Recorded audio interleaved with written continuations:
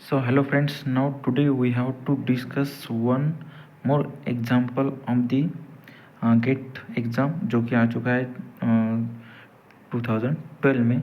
और एग्जाम्पल ऐसा था, let the linear transformation from T to F three B defined by T of x1 x2 is equal to x1 x1 plus x2 then nullity of T is. और चार option दिए हुए थे 0 1 2 3। तो इस क्वेश्चन में क्या है, हमको लीनियर ट्रांसफॉर्मेशन दिया हुआ है F2 से लेकर F3 तक, जिसकी डोमेन की जो डायमेंशन है वो 2 है और को डोमेन की जो है वो 3 है। और पूछा है कि नलिटी क्या होगी।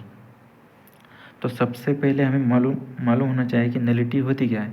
अगर कोई लीनियर ट्रांसफॉर्मेशन हमको गिवन है t from u to v, तो nullity is denoted by n of t equal to T of u, जो कि ये इक्वल टू 0 मैप करेगा और जो u एलिमेंट होगा वो होगा डोमेन का, मतलब कैपिटल U का। ये है नलिटी की डेफिनेशन।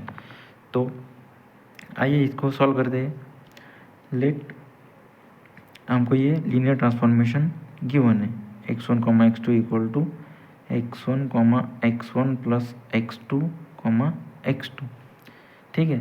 सो मैं इस डोमेन का एक स्टैंडर्ड बेसिस कंसिडर करता हूँ। लेट स्टैंडर्ड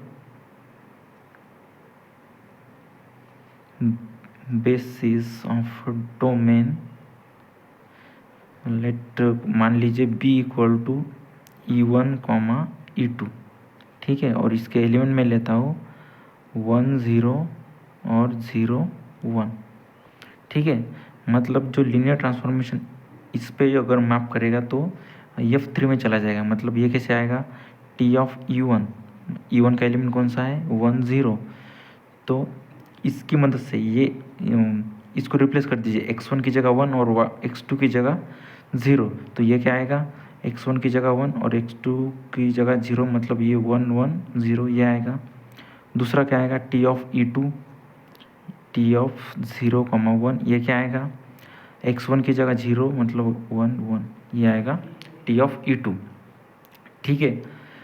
अब हम इसको डायरेक्ट भी निकाल सकते हैं। हमको पता है कि R of T plus N of T, मतलब इसको हम बोलते हैं रैंक नलिटी थ्योरम। जो रेंज स्पेस की डायमेंशन है और जो नलिटी की डायमेंशन इक्वल टू क्या रहती है, डायमेंशन ऑफ डोमेन स्पेस। ठीक है। डायमेंशन ऑफ डोमेन स्पेस हमको पता है कि क्या है, 2 है। अगर हमको आर ऑफ टी पता चल गया तो आर ऑफ टी आई कैसे निकालते हैं। आर ऑफ टी की डेफिनेशन क्या है कि जो रेंज स्पेस रहती है वो क्या होती है, जो लीनियर ट्रांसफॉर्मेशन हमारे आ चुके हैं, मतलब T of E1 T of E2 ये। तो इसके एलिमेंट क्या है 1 1 0 0 1 1। ठीक है।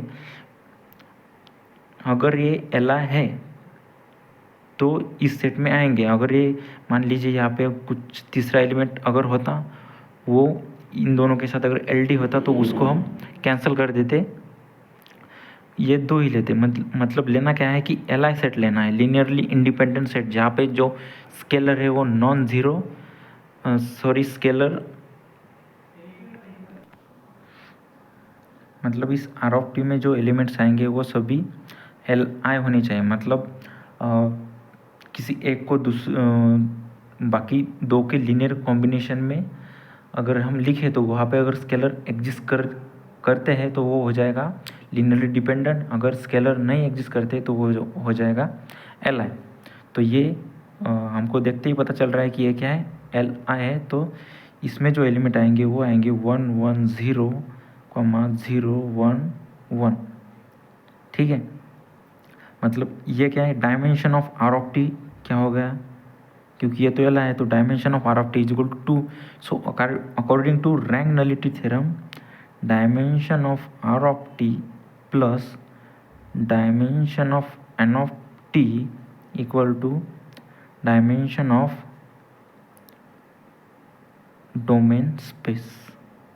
ठीक है।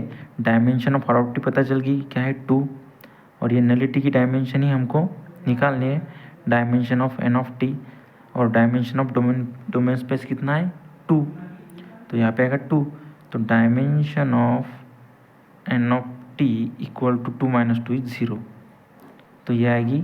और इसको हम नलिटी भी बोलते हैं, nullity of T equal to 0, मतलब ऑप्शन नंबर ए क्या होगा हमारा, सही होगा।